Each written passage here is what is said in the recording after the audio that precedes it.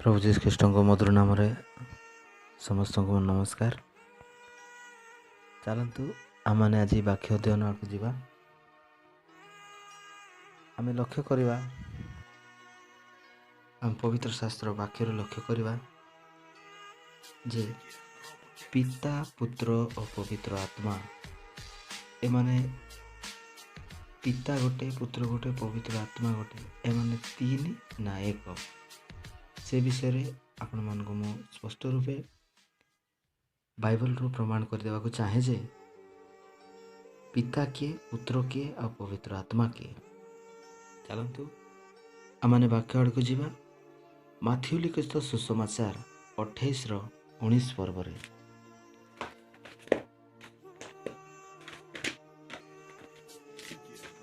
ସେଠି ଏପରି ଭାବରେ ଲେଖାଯାଏ ଯେ ମାଥିଉ ଲିଖିତ ସୁସମାଚାର 28-19 ପର୍ବ, ଅତଏବ ତୁମମାନେ ଯାଇ ସମସ୍ତ ଜାତିର ଲୋକଙ୍କୁ ପିତା, ପୁତ୍ର ଓ ପବିତ୍ର ଆତ୍ମାଙ୍କ ନାମରେ ବାପ୍ତିସ୍ମ ଦେଇ।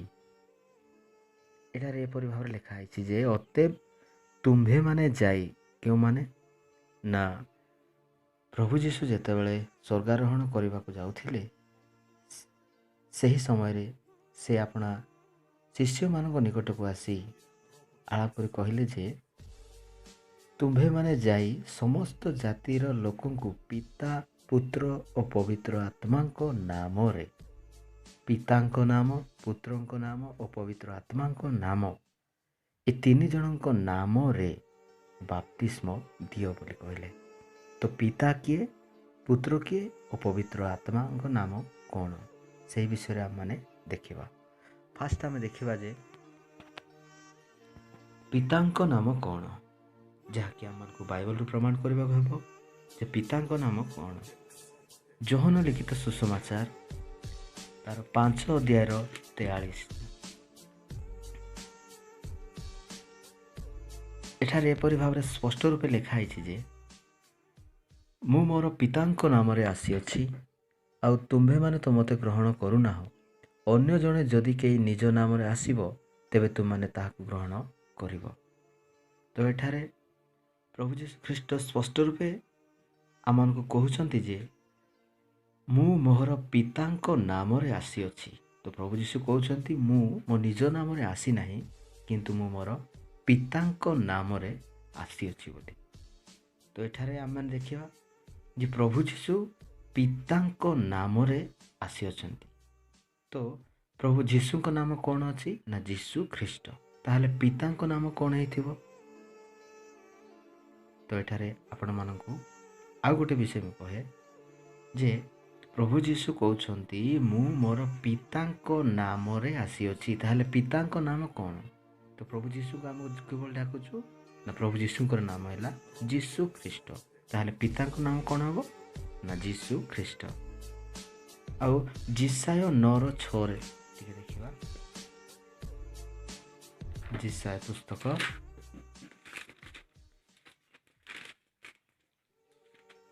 ତାର 9-6 ପର୍ବରେ ଏଠି ଏ ପ୍ରକାର ଲେଖା ଅଛି, କାରଣ ଆମମାନଙ୍କ ନିମନ୍ତେ ଏକ ବାଳକ ଜନ୍ମି ଅଛନ୍ତି, ଆମମାନଙ୍କୁ ଏକ ପୁତ୍ର ଦତ୍ତ ହୋଇଅଛନ୍ତି ଓ ତାହାଙ୍କ ସ୍କନ୍ଧରେ କର୍ତ୍ତୃତ୍ୱ ଭାର ଥୁଆଯିବ। ପୁଣି ତାହାଙ୍କର ନାମ ଆଶ୍ଚର୍ଯ୍ୟ, ମନ୍ତ୍ରୀ, ପରାକ୍ରାନ୍ତ ପରମେଶ୍ୱର, ଅନନ୍ତକାଳୀନ ପିତା, ଶାନ୍ତି ରାଜା ହେବ। ତ ଏଠାରେ ଆମେ ସ୍ପଷ୍ଟ ରୂପେ ଦେଖିପାରୁଛୁ ଯେ ଆମମାନଙ୍କ ନିମନ୍ତେ ଏକ ବାଳକ ଜନ୍ମି ଅଛନ୍ତି, ଆଉ ତାହାଙ୍କ ସ୍କନ୍ଧରେ କର୍ତ୍ତୃତ୍ୱ ଭାର ଥୁଆଯିବ। ପୁଣି ତାଙ୍କ ନାମ କ'ଣ ନା ଆଶ୍ଚର୍ଯ୍ୟ, ମନ୍ତ୍ରୀ, ପରାକ୍ରାନ୍ତ ପରମେଶ୍ୱର, ଅନନ୍ତକାଳୀନ ପିତା। ଏଠାରେ ଆମେ ପାଉଛୁ ଯେ ତାଙ୍କର ନାମ ଅନନ୍ତକାଳୀନ ପିତା ମଧ୍ୟ ହେବ। ତ କେଉଁ ପୁତ୍ର ଜନ୍ମ କଲେ ନା ଅନନ୍ତକାଳୀନ ପିତା ବୋଲି ଯେଉଁ ନାମ ଆମମାନଙ୍କୁ ଦିଆଗଲା, ତ ତାଙ୍କ ନାମ କ'ଣ ଆଶ୍ଚର୍ଯ୍ୟ, ମନ୍ତ୍ରୀ, ପରାକ୍ରାନ୍ତ ପରମେଶ୍ୱର, ଅନନ୍ତକାଳୀନ ପିତା ଓ ଶାନ୍ତି ରାଜା ହେବ। ତ ପିତା ମଧ୍ୟ ତାଙ୍କରି ନାମ। ତ ଦେଖିବା ପୁତ୍ରଙ୍କ ନାମ କ'ଣ? ଅନନ୍ତକାଳୀନ ପିତା ଯେଉଁ ପୁତ୍ର ଜନ୍ମ କଲେ, ଯାହାକି ଆମେ ନୂତନ ନିୟମରେ ଦେଖିପାରିବା ଯେ ଗୋଟେ ପୁତ୍ର ପ୍ରସବ କରିବ, ଆଉ ସେହି ପୁତ୍ର ମାନେ ଏଠାରେ ଯିଶାୟ ଭବିଷ୍ୟବକ୍ତା କହୁଛନ୍ତି ଯେ ଯେଉଁ ବାଳକ ଜନ୍ମି ଅଛନ୍ତି ତାହାଙ୍କୁ ଆମେ କ'ଣ କହିବା, ସେ ହିଁ ଆଶ୍ଚର୍ଯ୍ୟ ମନ୍ତ୍ରୀ, ପରାକାନ୍ତ ପରମେଶ୍ୱର ଆଉ ଅନନ୍ତକାଳୀନ ପିତା, ଶାନ୍ତି ରାଜା ହେବ। ତ ଦେଖିବା ନୂତନ ନିୟମରେ ଆମେ ଚାଲନ୍ତୁ ଦେଖିବା ତ ସେ ପୁତ୍ର କିଏ ଜନ୍ମ କଲେ ଏବଂ ତାଙ୍କ ନାମ କ'ଣ। ମାଥିଉ ଲିଖିତ ସୁସମାଚାର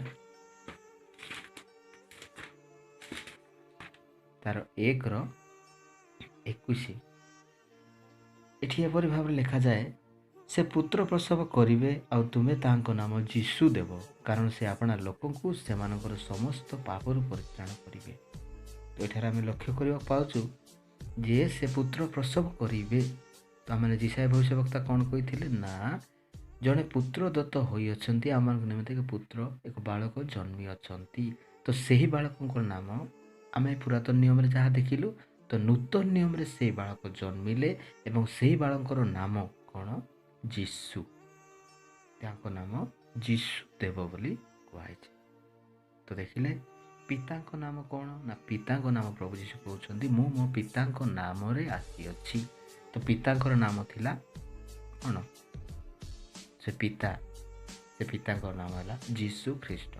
ଆଉ ଆମେ ଦେଖିଲେ ପୁତ୍ରଙ୍କ ନାମ କ'ଣ ନା ପୁତ୍ରଙ୍କର ନାମ ମଧ୍ୟ ଯୀଶୁ ଖ୍ରୀଷ୍ଟ। ଆଉ ଗୋଟେ ବିଷୟ ଆପଣମାନଙ୍କୁ କହିବି ନା ମୁଁ ଆପଣମାନେ କହିଥିଲି ଯେ ପିତା କିଏ, ପୁତ୍ର କିଏ, ପବିତ୍ର ଆତ୍ମା କିଏ। ପିତା ତ ଆପଣମାନେ ଜାଣିସାରିଲେ ଏବଂ ପୁତ୍ର କିଏ ସେ ବିଷୟ ବି ଆପଣମାନେ ଜାଣିସାରିଲେ। ତ ଠିକ୍ ସେମିତି ଏବେ ପବିତ୍ର ଆତ୍ମା କିଏ ସେ ବିଷୟରେ, ତାହାଙ୍କ ନାମ କ'ଣ ସେ ବିଷୟରେ ଆମମାନେ ଜାଣିବା। ଯୋହନ ଲିଖିତ ସୁସମାଚାର 14:26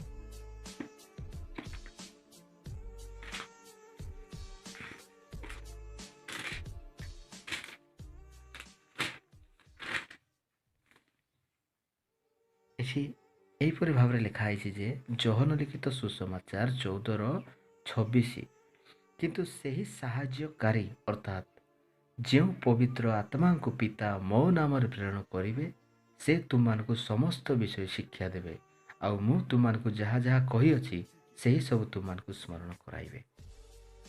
ତ ବୁଝିପାରୁଥିବେ ଆପଣମାନେ, କିନ୍ତୁ ସେହି ସାହାଯ୍ୟକାରୀ ଅର୍ଥାତ୍ ଯେଉଁ ପବିତ୍ର ଆତ୍ମା ଅର୍ଥାତ୍ ଯେଉଁ ପବିତ୍ର ଆତ୍ମାଙ୍କୁ ପିତା ମୋ ନାମରେ, କାହା ନାମରେ ନା ପ୍ରଭୁ ଯୀଶୁ ଖ୍ରୀଷ୍ଟଙ୍କ ନାମରେ, ତାହେଲେ ଏଠାରେ ଆମେ ଜାଣିପାରିଲୁ ଯେ ଯେଉଁ ପବିତ୍ର ଆତ୍ମା ଆସିବେ ତାହାଙ୍କ ନାମ କ'ଣ, ତାହାଙ୍କ ନାମ ମଧ୍ୟ ଯୀଶୁ ଖ୍ରୀଷ୍ଟ।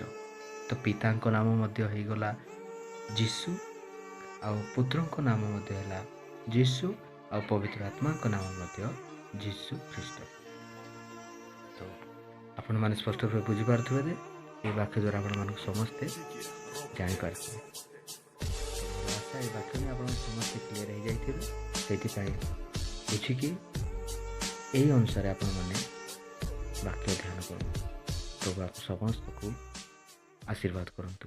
ଆମେନ୍।